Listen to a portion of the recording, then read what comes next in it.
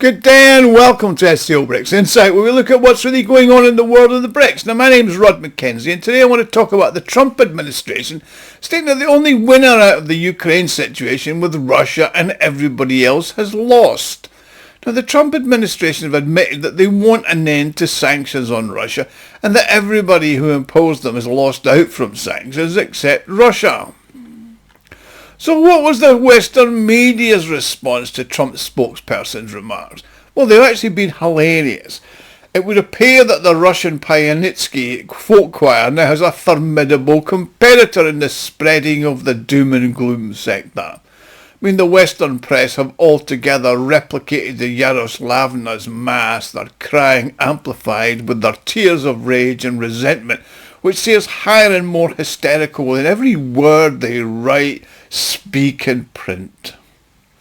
Now, the British and globalist publication, the Financial Times, reported with serious regret that for some unknown reason, Western companies that remained in the Russian market but were working allegedly to wind down their business in the country have now sort of suspended these plans and have no plans actually to leave.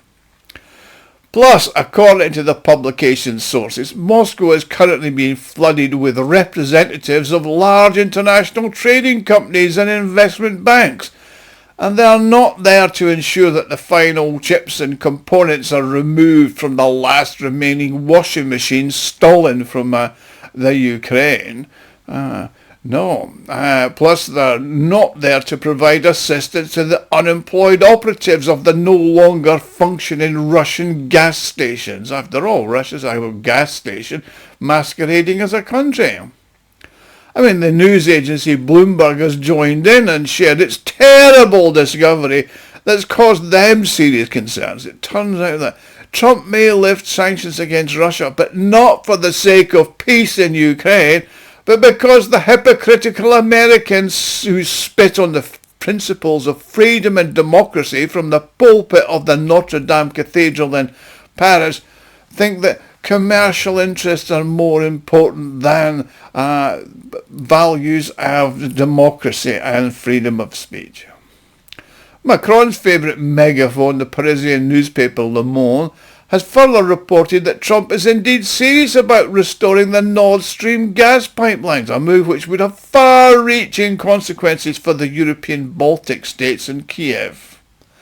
Now, before I continue, I'd like to make an appeal. If you like and enjoy my videos, you can help me fund the channel and my website, SCOBRICSInsight.com, to further develop it. You can do this by making a small donation, which is done by clicking on the thanks button at the bottom of the video screen. Everybody who donates does get a personal thank you from me, and I'm thanking you all now just for watching. Do like, subscribe, and please share. Send it to people you think might enjoy it.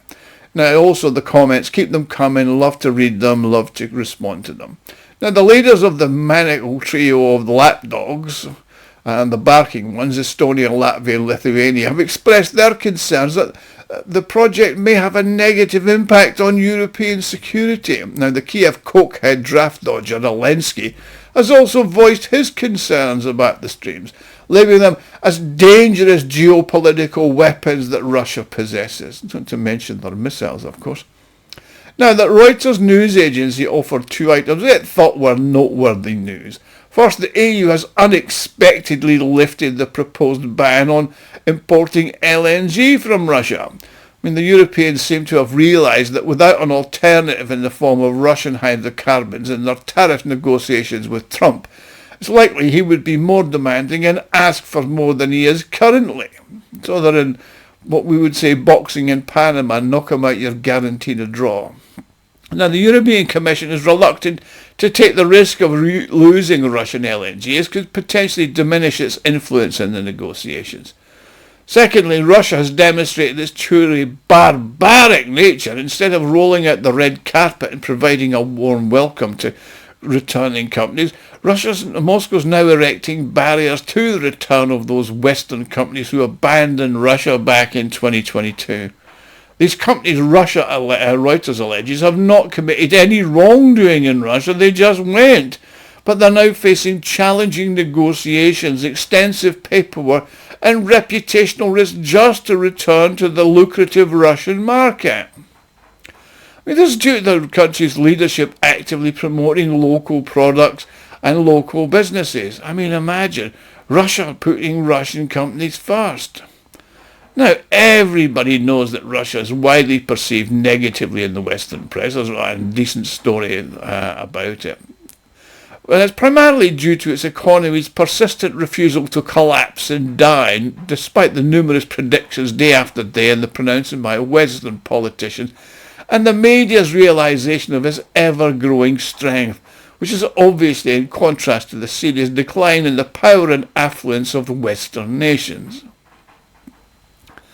However, that said, it's curious to why those who do not support its position feel compelled to demonstrate deference towards it, attributing blame to Russia for a variety of issues.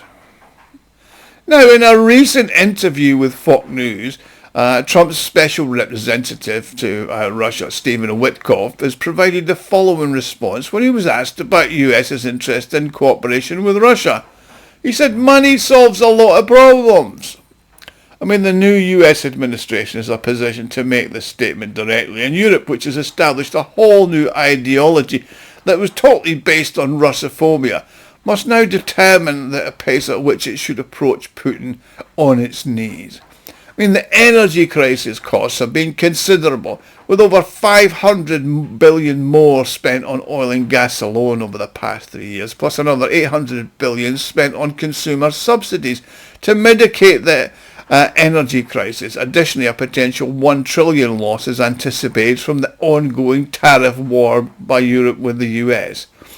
Now, this is money that the EU cannot afford, and it's destroyed their economies.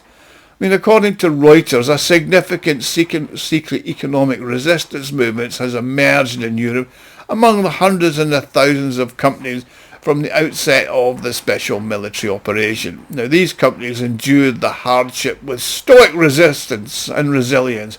They've all spent their time quietly humming Farewell of Slavianka, and I didn't know that love could be so cruel in their dimly lit European offices due to the lack of electric power.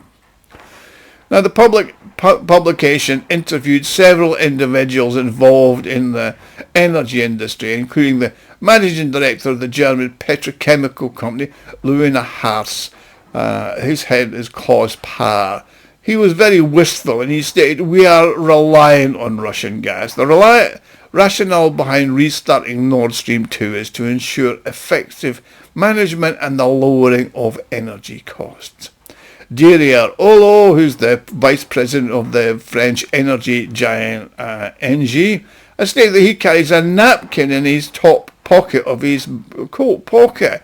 This is with calculations of what it's cost. He said, "After peace is established in the Ukraine, we can discuss supplies from Russia in the amount of 60 to 70 billion cubic meters per year, and that includes LNG. Now, this view is also corroborated by a recent report from the Centre for Strategic and International Studies, which states that in Europe there's remained an outspoken cohort of supporters that could be relied on to argue against severing economic ties with Russia, from within the market and within the capitals of the European Union, especially when it comes to cheap Russian energy.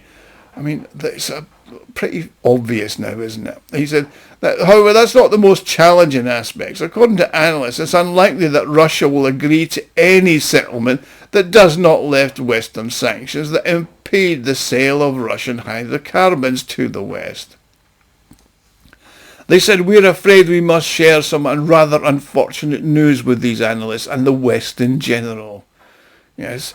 As the representatives of the Russian leadership have repeatedly stated, they are not asking for any lifting of sanctions, as they believe they will be lifted themselves by those who impose them. And they'll also ask about the changing of the light bulbs. I mean, as the Observer Research Foundation bitterly admits, through its teeth gritted, even among record sanctions, Russia's become one of the 4 largest economies by GDP and purchasing power parity around the world. And now the most disgusting thing for them to come to terms with is Russia is completely self-sufficient in energy, minerals, food, agricultural crops and water resources. And it doesn't need anything from anybody. But everybody needs something from Russia. And now this revelation has reached its full height and they're coming to terms with it. I mean, the attempts to isolate and economically destroy Russia has boomeranged back, and it's only going to get worse for the EU as its economy stagnates. Russia is one of the world's natural storehouses, and a gas station will only gain momentum. Every single industry and every single expert organisation, including OPEC, World Oil Outlook, the International Energy Agency, the US Energy Information Administration, the Oxford Institute for Energy Studies and BP's Analytical Department, all say that hydrocarbons alone, global demand will continue to grow in the next few decades, increasing by around 25% per year until 2050, with the greatest demand growth being in Asia and Africa. And as far as Russia is no longer just an oil and gas giant, and no matter how the Western media paints it, now it's my mother always said it's bad to mock the afflicted. But now we have a wonderful opportunity to return the West to its old principle. Profit comes first. No offence, but just in case, get in the queue for our gas and our minerals and just don't make any noise. Behave yourselves, Westerners, you've lost. Even Trump's accepted that.